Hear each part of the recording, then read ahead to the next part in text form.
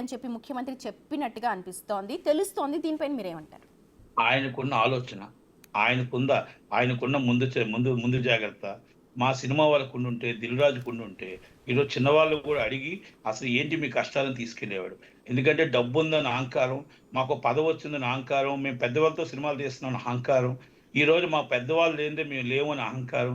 మేము అందరం చిన్నవాళ్ళం సినిమాలు ఆపేస్తామండి. మేము ఆపేస్తప్పుడు ఆయన సినిమాలు చేయమనండి. కొన్నాళ్ళు సినిమాలు పెద్ద సినిమాలు రాకపోతే చిన్న సినిమా నిర్మాతలే కాపాడారండి. అంటే మేము అంత కలెక్షన్లు వస్తాయని మేము చెప్పం. పెద్ద సినిమా ఉండాలి. పెద్ద సినిమా చిన్న సినిమా ఉంటే 2 చేతులు తప్పట్లు కొడితేనే వస్తుంది. కనుక దానివల్ల మేము ఏమంటున్నాం అంటే అది నష్టం కాకుండా చిన్న సినిమా పెద్ద సినిమా బతకాలని మేము అంటాం. వాళ్ళు ఒక్కలే బతకాలని వాళ్ళు అనుకుంటున్నారు. కానీ దిల్ రాజు గారు కూడా చిన్న సినిమా నుంచే వచ్చాడు.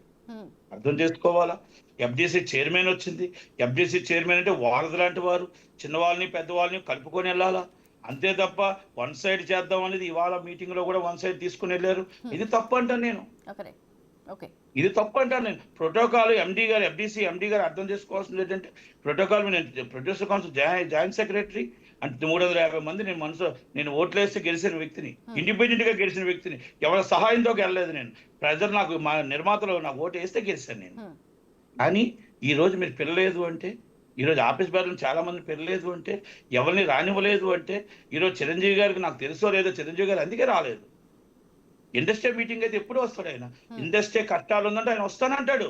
నేను ముందున్నానంటాడు ఆయన. నేను ముందున్నాను, నేను కాపాడడానికి ముందు వస్తానన్న వ్యక్తి చిరంజీవి గారు. ఈరోజు చిరంజీవి గారు, బాలేబాబు గారు, పెద్దలు చాలా మంది ఉన్నారు. వాళ్ళందరినీ సంప్రదించకుండా ఓన్లీ మీరు ఇప్పుడు ఏదో సంక్రాంతికి ఉంది కదా, ఏదో డామేజ్ జరిగింది కదా అని అనడం కరెక్ట్ కాదు. సంవత్సరం నుంచి ఏం చేస్తున్నారో అడుగుతున్నా నేను.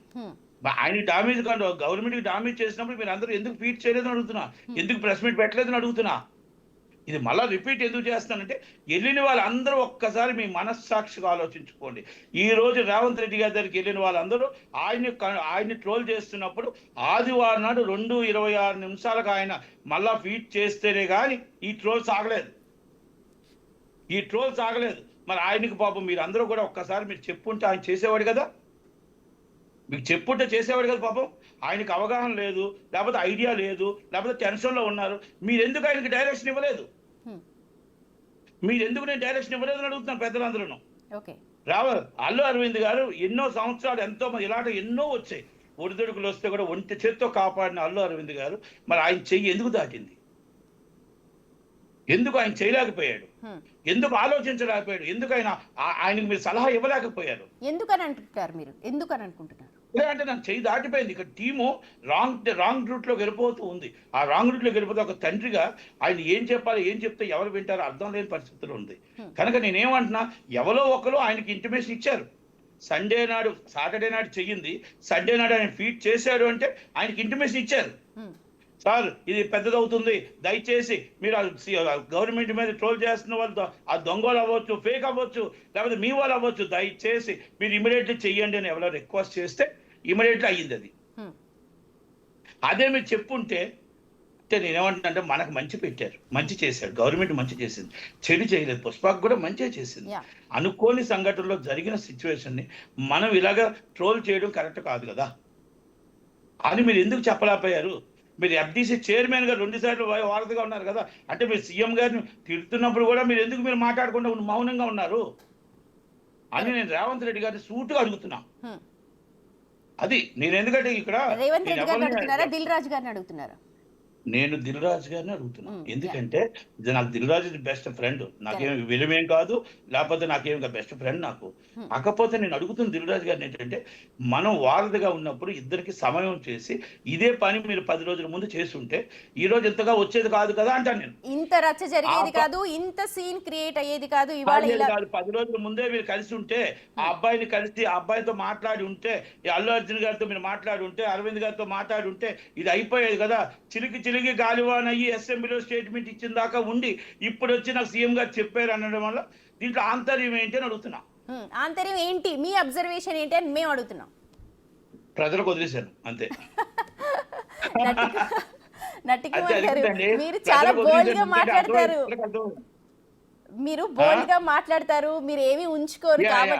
అంటే ఇప్పుడు ఆయనకున్న ఇబ్బంది ఆయనకు ఉంటది. ఓ సినిమా రిలీజ్ ఉంది పాపం, ఆయన బాధ ఆయనకు ఉంటుంది, ఆయన కష్టం ఆయనకు ఉంటుంది కాబట్టి నేను దానికి అందుకే ఎక్కువగా వెళ్ళట్లేదు. ఓకే. సరే. ఇప్పుడు సినిమా ఇప్పుడు మీటింగ్ సంగతి మనం మాట్లాడితే ముఖ్యమంత్రి గారు చాలా సూచనలు చేశారు ఇక్కడ. ఏంటంటే దిల్ రాజు బయటకొచ్చి ప్రభుత్వం పెద్దది, ప్రభుత్వం డెసిషనే ఫైనల్ అని చెప్పి అన్నారు. సో ప్రభుత్వం ఎలాంటి డెసిషన్ తీసుకుంటో అది ఇండస్ట్రీ కట్టుబడి ఉంటుంది, అది తెలుస్తోంది. అయితే ఇక్కడ మనకు చెప్తోంది ఏంటంటే రియల్ లైఫ్లో ఎలా అయితే ఉండాలో రియల్ లైఫ్లో కూడా హీరోలుగా ఉండండి, సందేశాత్మకంగా చెయ్యండి, అలా ఉండండి అని చెప్పడంలో ఏమైనా తప్పుందా? ఆయన సీఎం గారికి అన్ని తెలుసండి. ఆయన చాలా చాలా మంచి వ్యక్తి అండి. ఆయన కొన్ని విషయాలు మేము టీవీలో చెప్పకూడదు కానీ is helping nature, is the government helping nature, Pushpa team help చేశారండి. ఆ హెల్ప్ను మనం నిలబెట్టుకోలేకపోతున్నాం అనేది మాత్రం మేము చెప్పగలుగుతా. ఎందుకంటే మనం కొన్ని నేను ఆ మీడియా ద్వారా కొన్ని వెలుపరచలేమండి. ఇది వాళ్ళకి తెలుసు అండి, వెళ్ళిన వాళ్ళందరికీ తెలుసు. గవర్నమెంట్కి ఆయన ఏం సపోర్ట్ చేస్తున్నాడో, గవర్నమెంట్ సినిమా ఫీల్డ్కి ఎంత సపోర్ట్ చేస్తున్నాడో మీకు 10 సంవత్సరాలు మీకు ఎవరైనా చేశారండి?